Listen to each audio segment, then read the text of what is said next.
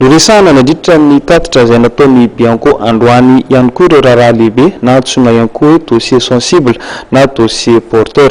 Anisan'izany ary ny raharaha mahakasika ny JIRAMA, ny Andramena ary ny kolikoly teny anivon'ny antenimieram-pirenena sy ny teny anivon'ny fisarana avy momba ny lalam-panorenana. Sarotra manahirana ary mila fotoana ny fanaovana fanadihadiana mikasika ny trangana kolikoly. Ny volana aogositra 2024 hatramin'ny volana aogositra lasa teo dia miisa 10 ireo raharaha lehibe antsoina ihany koa hoe dossier sensible na dossier porteur teny anivon'ny Bianco raha ny teto Antananarivo no resahana.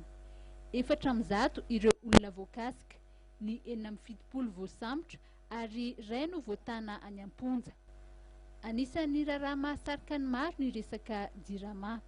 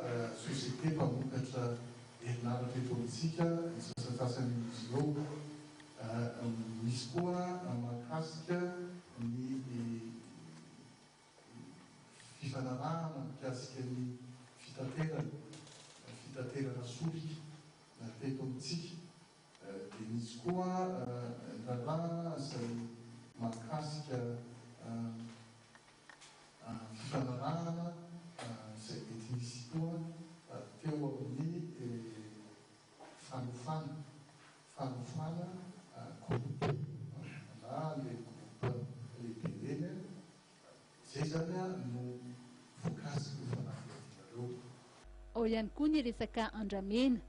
Raha ny fantatra dia toerana 12 any amin'ny ilan'ny atsinanan'ny nosy no azo anaovana fanondranana Andramena tsokosoko. Raha toa ka vita ny miambina ireo toerana ireo anefa dia tsy misy ny Andramena afaka mivoaka. Mikasika ny raharaha Andramena izay niteraka resabe dia fantatra fa iverina tsy ho ela eny anivon'ny chaîne pénale indray ny dossier.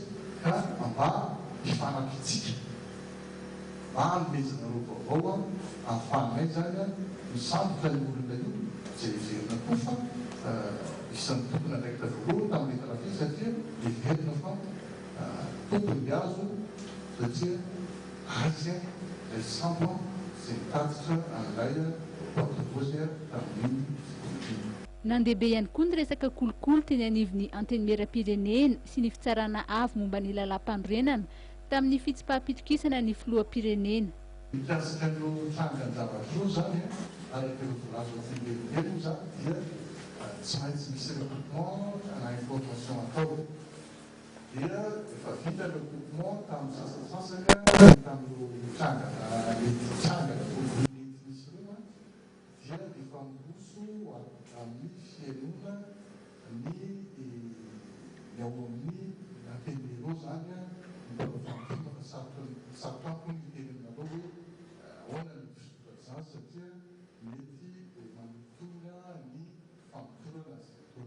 Anisan'ny asan'ny fitoran'ny Bromalo tena miady amin'ny kolikoly ny fanaraha-maso ireo fifananana idirana ho mpiasa-panjakana.